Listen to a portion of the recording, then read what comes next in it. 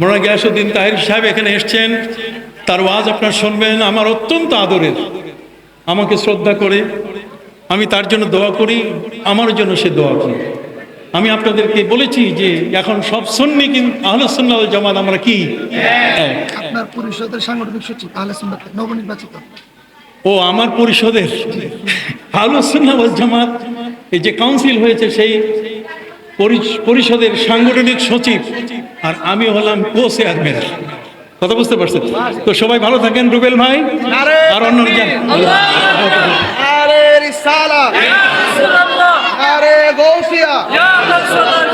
ঈদে মিলাদুন নবী সুন্নাত ওয়াল জামাত আল্লামা ডক্টর কাবির সরকার সালি হুজুর কেবলা আহলে সুন্নাত ওয়াল জামাতের কো চেয়ারম্যান মহোদয়ের আগমন ভৈরববাসীর পক্ষ থেকে, ব্রাহ্মণবাড়িয়ার পক্ষ থেকে নারে তাকবীর,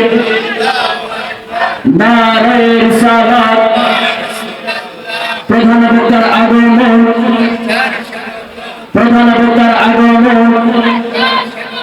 তাহির হুজুরের আগমন, তাহির হুজুরের আগমন, নারে তাকবীর, নারে রিসালাত। সবাই শুনুন, দর্শক শ্রোতা বলতে আপনারা সকলে বসে যান। যিনি আলোচনা করছেন তিনি কিন্তু আমাদের সকলের উস্তাদ, সেজন্য উস্তাদের প্রতি সম্মান প্রদর্শন পূর্বক আপনারা সকলে বসে যান।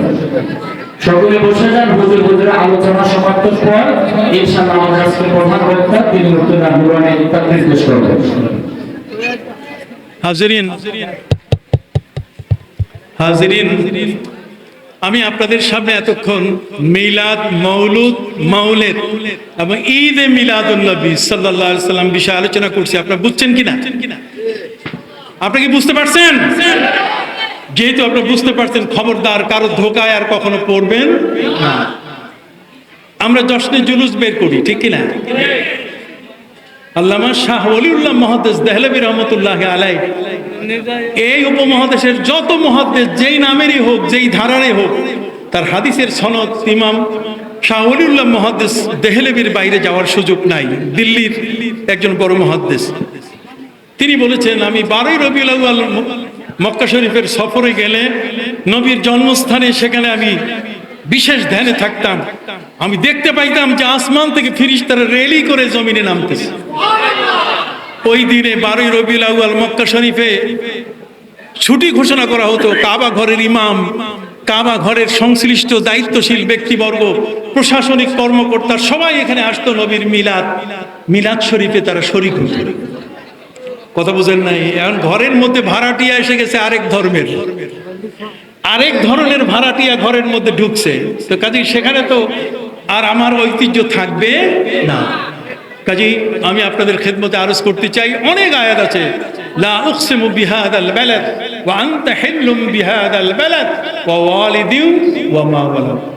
হে নবী, এই মক্কা আল মুকাররমার কসম, এই কারণে যে আপনি এই জমিনে কদম রেখেছেন, আমার নবী সাল্লাল্লাহু আলাইহি ওয়াসাল্লাম এই জমিনে কদম রাখার কারণে মক্কা আল মুকাররমা হয়ে গেছে। সুবহানাল্লাহ বলেন। আমাদের জন্য এই নবী আসার কারণে আমরা উম্মত, পৃথিবীর শ্রেষ্ঠ উম্মত হয়ে গেছে, খায়রে উম্মত। সুবহানাল্লাহ বলেন।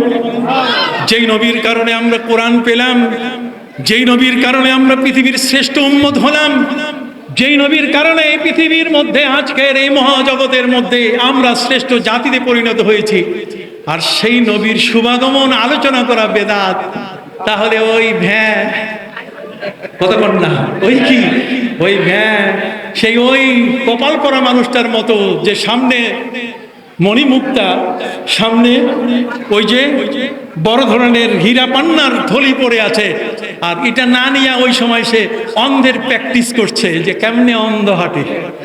কথা বুঝতে পারছেন? কাজে যারা অন্ধের প্র্যাকটিস করে তাদের সাথে কি আমরা আছি? হাত উঁচু করে বলেন আছি।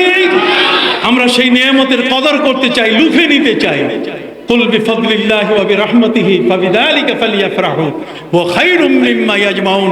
আমাদের সঞ্চয়ের সর্বোত্তম সঞ্চয় হলো কোরআন এবং আমার নবী। সবাই ভালো থাকেন। মোনা গিয়াসউদ্দিন তাহের সাহেব এখানে এসছেন, তার ওয়াজ আপনারা শুনবেন। আমার অত্যন্ত আদরের, আমাকে শ্রদ্ধা করে, আমি তার জন্য দোয়া করি, আমার জন্য সে দোয়া করে। আমি আপনাদেরকে বলেছি যে এখন সব সুন্নি কিন্তু আহলে সুন্নাহ ওয়াল জামাত আমরা কি এক। আপনার পরিষদের সাংগঠনিক সচিব আহলে সুন্নাত নবনির্বাচিত।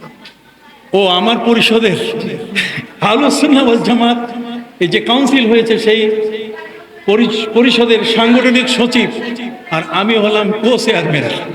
কথা বুঝতে পারছেন তো? সবাই ভালো থাকেন। রুবেল ভাই আর অন্য নারে রিসালাত, নারে গৌসিয়া, পবিত্র ঈদে মিলাদুন নবী, আহলে সুন্নাত ওয়াল জামাত, আল্লামা ডক্টর কাবির সরকার সালি হুজুর কেবলা, আহলে সুন্নাত ওয়াল জামাতের কো চেয়ারম্যান মহোদয়ের আগমন ভৈরববাসীর পক্ষ থেকে, ব্রাহ্মণবাড়িয়ার পক্ষ থেকে